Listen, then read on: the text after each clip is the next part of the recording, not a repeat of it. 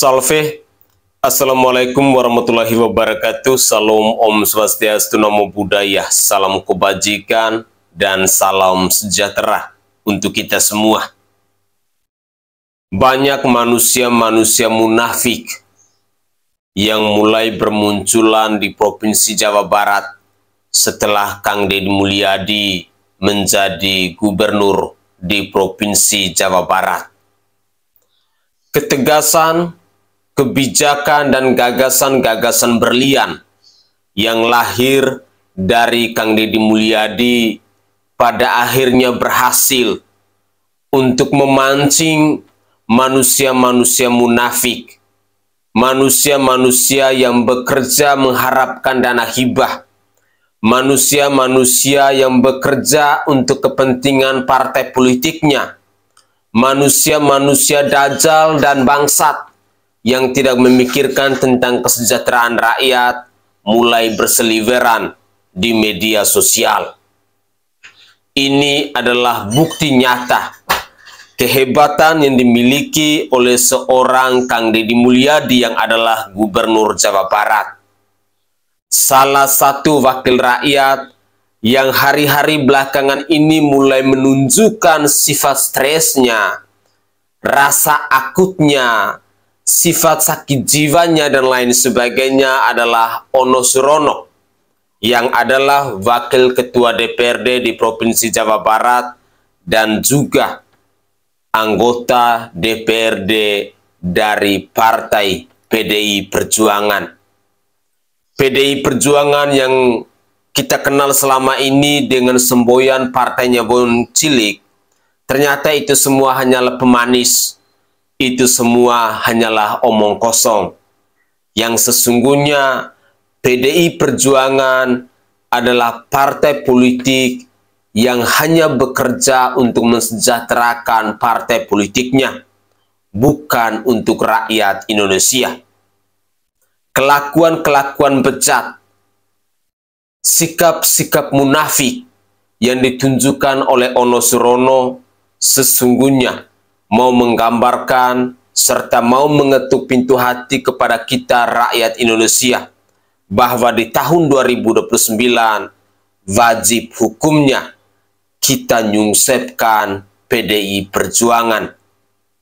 Ini adalah realita yang kita temukan ketika kelakuan-kelakuan munafik dari kader-kader PDI Perjuangan mulai terkuak di media sosial dari Provinsi Jawa Barat ini. Mari kita simak manusia-manusia munafik yang mulai muncul di media sosial yang bernama Ono Surono ini, di mana dia menilai bahwa kebijakan yang lahir dari Kang Deddy Mulyadi selama ini hanya marah-marah, hanya bagi duit, dan yang paling sadis ketika dia menilai bahwa Kang Deddy Mulyadi tidak pantas untuk menjadi seorang gubernur, tetapi lebih pantas untuk menjadi konten kreator. Inilah pernyataan dari Ono Surono, dan kita akan menyimak komentar dari masyarakat Jawa Barat itu sendiri. Sehingga berbagai macam kebijakan yang saat ini dikeluarkan oleh KDM tidak terlepas dari tiga hal tersebut. Yang pertama, KDM suka bagi-bagi uang. Yang kedua, KDM marah-marah. Siapa yang dimarahin? Rakyat yang melanggar aturan. Dan yang ketiga, nangis. Ini cuma tiga hal aja yang dilihat. Bagi duit, marah, nangis. Dan itu sama seperti konten kreator YouTuber yang followernya jutaan. Nah, makanya coba Pak M bikin konten bagi-bagi duit, nangis, marah-marah, pasti naik follower. Dan itu yang dilakukan oleh KDM. Sehingga berbagai macam kebijakan yang saat ini dikeluarkan oleh KDM tidak terlepas dari tiga hal tersebut. Sumpah ya, lagi dan lagi gitu kan kumat maning sama si bapak-bapak yang satu ini. Gue mah heran, lu tuh Pak udah kayak kucing garong yang lagi kelaparan, berisik banget, eyang-eyong sana sini. Deddy Mulyadi lagi yang lu colek-colek, nyampe di pidato lu aja hayo Deddy Mulyadi. Ampun gua mah Terus lu ngomong katanya Deddy Mulyadi mah cuma memiliki 3 kebijakan. Soalnya dia kan konten kreator, katanya kebijakannya 1 bagi-bagi duit, 2 katanya nangis-nangis, 3 katanya marah-marah. Udah persis itu mah udah katanya konten kreator gitu kan. Ya emang Bapak Aing mah konten kreator. Selain dia ngejabat jadi gubernur, dia mah emang konten kreator, YouTuber, emang apa lu, hah? Toh dia dari hasil penghasilannya kayak begitu juga, dia mah dibagi-bagi juga, bagi-bagi duitnya buat warga-warganya, buat orang-orang susah. Ya, buat orang-orang yang membutuhkan. Beda dengan kalian-kalian yang bagi-bagi duit sesama pejabat. Iya lupa. Langsung cak gitu kan, dibagi rata, memperkaya diri sendiri. Masih ketahuan Bapak Aing bagi-bagi duit juga. Dia ke orang-orang yang susah ya. Gua ngomong sekali lagi nih, ke orang-orang yang susah, ke warga-warga yang membutuhkan, begitu ya. Benar-benar dia mah memanen pahala, bukan kayak lu memanen bencana. Terus katanya nangis-nangis gitu kan, kebijakan nangis-nangis. Berarti bagus dong, secara nggak langsung Bapak Aing masih memiliki rasa perikemanusiaan, masih memiliki hati nurani. Asal dia ngeliat terkait kesusahan orang susah, warga-warganya gitu kan, dia secara naluriah terketuk hatinya, makanya dia nangis begitu. Bagus itu, masih memiliki rasa perikemanusiaan. Beda dengan lu pada yang udah pada mati rasa. Yang udah pada mati rasa, ngaku lu boro-boro nangis-nangis lu ngeliat orang warganya susah, orang warganya aja teriak nagih janjinya aja langsung pada ngumpet di balik mobil-mobil mewahnya, sambil pada lupa gitu, hilang ingatan gitu dengan janji-janji waktu dia membutuhkan suara-suara rakyat, ya kan, ngaku lu. Terus katanya Deddy Mulyadi mah kebijakannya marah-marah. Wajar dong, berarti bagus juga tuh kebijakan dia marah-marah. Selain dia memiliki hati nurani, berarti dia juga masih memiliki kriteria pemimpin yang tegas gitu. Dia marah-marah juga sama orang-orang yang memang melanggar peraturan, melanggar tata tertib, melanggar hukum. Dia baru marah-marah, lagi pura marah-marahnya juga dia mah kagak pelotot-pelotot gitu. Enggak, dia mah marah-marah juga sambil bercanda. Ujung-ujungnya mah tetap dikasih bantuan. Segimana marah, segimana kesel juga gitu kan. Dia mah walaupun tegas tapi humoris, ngena gitu sedikit juga kata-katanya. Udah, lu kagak usah berisik-berisik kayak begitu. Udah kayak kemarin bagus lu anteng ayam, kerja yang bener gitu kan. Damai banget kayaknya nih di Jawa Barat ini, di dunia ini tuh gitu ya. Tapi sayangnya lu kayaknya emang kagak cinta damai orangnya. Beda. Orangnya tuh emang kayaknya seneng banget dengan kehuru-haraan gitu, dengan ribut-ribut, dengan onar-onar gitu ya. Sampai lebih-lebih lu mah ngalahin mulutnya, lebih-lebih dari mulut emak-emak komplek yang tukang rumpi, tukang gibah. Sama gua kan kalah kayaknya itu mulut lu, laki-laki begitu. Ampun ya Allah ya Robi, gua mah cocoknya lu mah gabungnya sama emak-emak komplek tuh di bawah pohon ceri sambil kutuan lu ngegosipin orang. Nah, bagus itu. Lu lu dicariin kutunya itu di hutan rimba lu itu tuh. Takut ada kutunya, gua mah pakein peditok tuh, obat kutu ya, biar adem. Jadinya kagak kepanasan gitu, ngoceh mulu di mana-mana. Dipikirnya kali warga-warga yang ngedengerin ocehan dia itu mau pada percaya. Padahal mah tiban iya dong depan mata dia doang. Di belakang pada berbisik. Katanya begitu amat ya, aki-aki. Udah. Tepat sekali.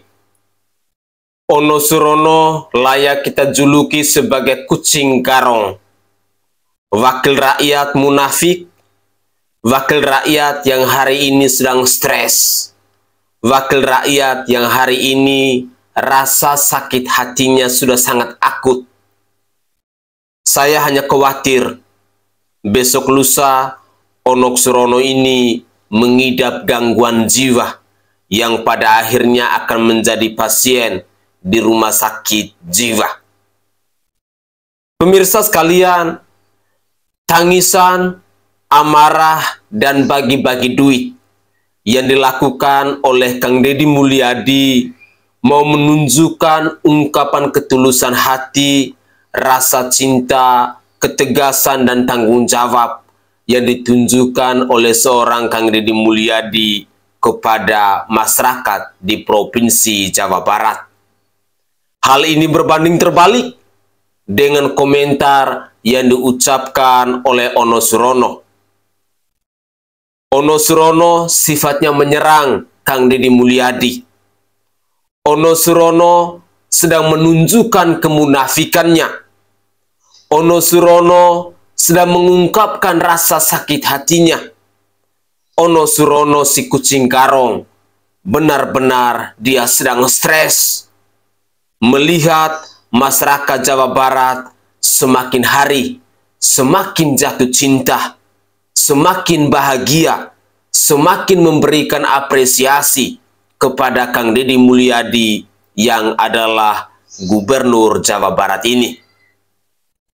Kader-kader PDI Perjuangan, wakil-wakil rakyat dari Partai PDI Perjuangan yang ada di Provinsi Jawa Barat hari-hari belakangan ini selalu menunjukkan rasa sakit hati.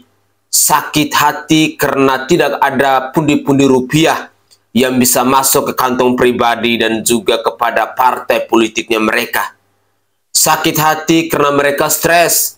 Pundi-pundi rupiah tempat biasa mereka raup kini semua diefisiensi, kini semua diawasin langsung oleh Kang Deddy Mulyadi, kini semua dipangkas habis oleh Kang Deddy Mulyadi. Kita bersyukur bahwa setelah Kang Deddy Mulyadi menjadi orang nomor 1 di Provinsi Jawa Barat itu, segala kebobrokan dan kemunafikan yang biasa dilakukan oleh para wakil rakyat kini semua terkuak. Kini semua terbongkar. Ada beberapa wakil rakyat yang hari ini mulai menunjukkan rasa sakit hati mereka, khususnya kader PKB dan kader PDIP. Belum lagi ada wakil rakyat yang calon DPR beberapa waktu lalu gagal, mulai menunjukkan penyakit stresnya, penyakit sakit jiwanya.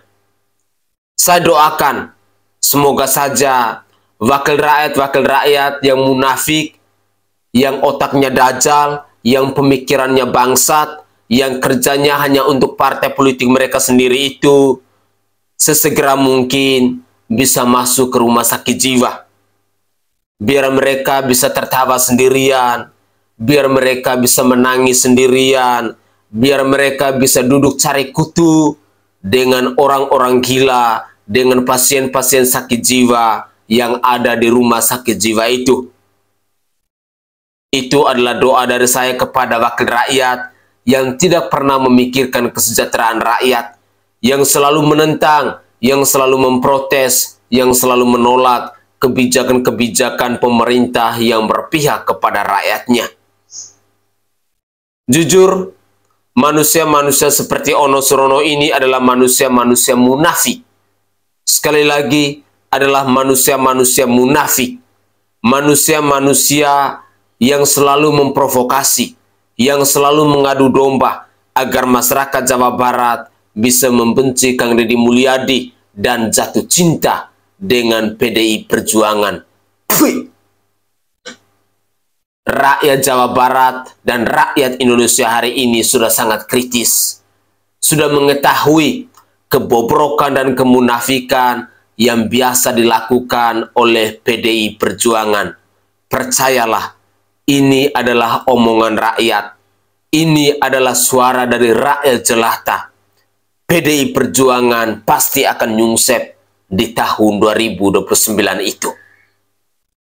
Saya yang adalah rakyat jelata tidak akan pernah berhenti untuk selalu mengawal, untuk selalu mengkritik, untuk selalu melihat bentuk-bentuk kemunafikan yang dilakukan oleh PDI Perjuangan. Semboyan partai PDI Perjuangan adalah partainya wong cilik. Itu hanyalah pemanis, itu hanyalah omong kosong.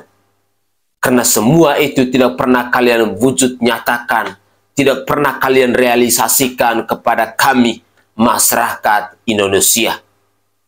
Camkan itu baik-baik, karena di 2029, kami sebagai rakyat akan terus bergandeng tangan, mengajak rakyat jelata yang satu dengan rakyat jelata yang lain, untuk nyungsepkan PDI Perjuangan, serta partai-partai politik lainnya yang tidak membela rakyat kecil, yang tidak mensejahterakan rakyat kecil. Mari kita simak lagi. Berikut ini adalah tamparan keras dari Kang Deddy Mulyadi kepada si kucing garong yang bernama Ono Surono, yang bisanya cuman berkuar-kuar, yang bisanya cuman mengadu domba, yang bisanya cuman memprovokasi agar masyarakat Jawa Barat bisa membenci Kang Deddy Mulyadi. Tetapi seorang putra Sunda, seorang Deddy Mulyadi, dia selalu membalasnya dengan aksi kerja nyata, bukan omong kosong semata seperti si Ono Surono, manusia munafik yang hari ini menjadi wakil rakyat di Provinsi Jawa Barat itu. Inilah cuplikan video selengkapnya. Ini saya sudah dengan Bapak Kades Pasir Munjul dan seluruh warga Pasir Munjul yang ada di GOR pengungsian. Kemudian kita hari ini mengambil keputusan. Keputusannya adalah mereka direlokasi. Kampungnya sudah disiapkan 1,5 hektar. Nanti dibangunkan rumahnya. Selama kampungnya dibangun, rumahnya dibangun, mereka untuk disiapkan kontrakan. Per kepala keluarga disiapkan 10 juta. Ngir sih ayeuna Kades. Kamari mah ngariweuh sia teh nya di channel TikTok nasi Ono ngomong ke Bapak aing jeung nomor WA teh aktif. Aing ngawean teh dibales-bales padahal baru teh deket. Kunaon ketika aya musibah kieu Bapak aing teh datang-datang. Ayeuna mah ari geus kieu kan Bapak aing keneh anu meresan. Bapak aing keneh anu merelokasi nyiapkeun tanahna encan mere duitna 10 juta per kakak jang ngontrak coba. Kan ari geus kieu mah lain Mang Ono Pak Kades. Nah fungsina Mang Ono kamari kadinya naon coba? Oh ngaramekeun gitu nya supaya engke kasebut tuh gara-gara rame di TikTok Ono jadi Bapak aing kadinya gitu. Tong kitu kareupanya Pak Kadesnya tong daek dimanfaatkeun ku batur sing karunya ka Bapak aing. Da Bapak aing teh ngurus teh nya lain warga Pak Kades doang, loba nu kudu diurus ku Bapak aing. Keur mah geus waktuna tanagana duitna ongkoh. Da geus kabuktian Bapak aing gawena teh nya ulah sampai gara-gara hal sepele anu dilakukan ku Bapak aing selama ieu jang kepentingan masyarakat teh rusak, diserangan terus ku lawan politikna. Jadi begini Pak Kades, kenapa yang Purwakarta saya tidak langsung turun? Pertama, saya ini memimpinnya di Purwakarta. Jangan sampai ada pemahaman orang, gubernur teh nu diuruskeun Purwakarta wae. Betul Kan kudu nguruskeun Sukabumi. Purwakarta mah aing geus percaya bupatina alus. Lantaran nggak percaya bupatina alus, ya sudah cukup sama bupati diurus. Saya merasakan keadaan panik, keadaan ya, jadi bagaimana paniknya apa itu? Paniknya pusing, pas saya sampai ngedrop, pas sampai ke non darah. Bapak pusing karena masalah apa? Karena musibah. Oh musibah. Jadi akibat musibah, jadi ngomong kaditu kadieu. Saya itu Pak mikirin Jawa Barat nggak pusing Pak. Yang pusing tuh saya mikirin Bapak saya. Kan peristiwa ini pernah terjadi dulu dan oleh saya sudah direlokasi ke tempat yang aman. Sudah dibuatkan rumah-rumah baru. Kunaon baralik deui. Ya itu kan mata pencariannya ke situ, matu itu. Kemuanya unggal musibah kurunya imah atuh. Pan udah di sana juga dijual itu lokasinya. Dia mah pindah di tempat semula itu. Jadi lokasi nu dibangunkan ku Bupati zaman Deddy Mulyadi dijual. Iya, sama yang mau orangnya itu balik lagi ke situ. Oke, yang kena longsor. Nah, saya mah ikuti ke maunya masyarakat. Ya kalau warga itu pengennya ya apa satu kampungin gitu. Satu kampung. Ya kalau satu kampung berarti saya bangunkan tempat baru, satu kampung direlokasi, rumahnya sama, desainnya sama. Ya kan? Kemudian itu menggunakan tanah PTPN, ya kan? Tanah PTPN kalau mau direlokasi. Ulah dijual deh. Tapi ulah ya kejadian geus direlokasi ke kampung dijual. Moal Pak. Ayeuna tahap pertama, ya nya isukan diberes 10 juta ewang. Terima kasih Pak. Untuk cari tempat dulu. ngontrak. Ya, siap. Ya, nuhun. cari kok tempat ngontrak dulu sok neangan kadu itu kanu aman. Ya. Kadulur kabaraya ya kan. Betul. Sambil menunggu di kontrakan yang baru, di saudara dimanapun nggak usah berkumpul di sini agar tidak resah, agar tidak menjadi bahan perhatian, agar tidak menjadi bahan politisasi. Iya, Pak. Ya kan? Ya kan? Kemudian kita pemerintah dalam posisi tenang. Karena kalau ngurus orang tinggal di pengungsian, nungguan rumah dibangun liar lila, benar Pak, mengganggu pekerjaan, ya kan? Jadi gitu aja, saya putuskan ya. Besok dibagi 10 jutaan, begitu caranya. Nuhun Pak, Bupati, begitu caranya. Jadi besok oleh Pak Bupati jam 10 kumpulkan di Pendopo Purwakarta. Disiapkan duit 10 jutaan. Atur nuhun. Gitu, seri kan? Seri. Rek ngomong naon di sia. Yang panik, Pak. Rek ngomong naon di sia kae.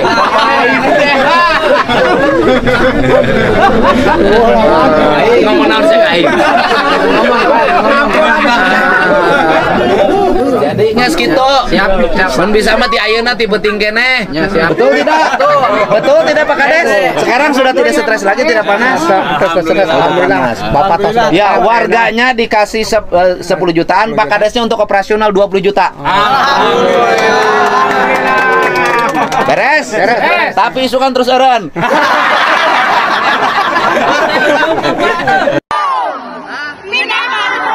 Kadek wae geus dijieunkeun kampung sia baralik deui.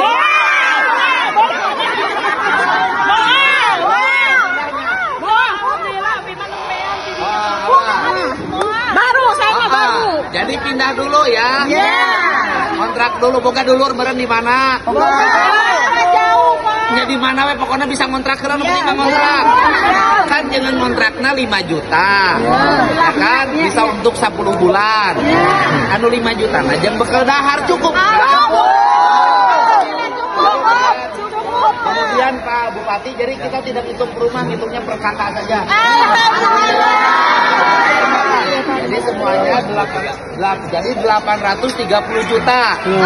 Ya, besok saya siapin uangnya 830 juta. Kumpul di Pemda Purwakarta ya. Siapin mobilnya. Nah, sehingga mulai besok Bapak Ibu sudah tidak ngumpul di sini.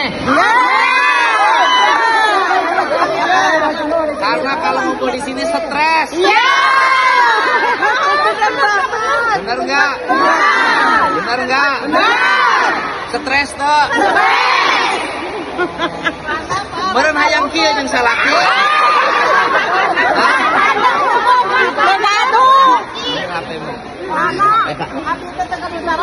Oh ya, Ibu besok disiapkan suami pengganti.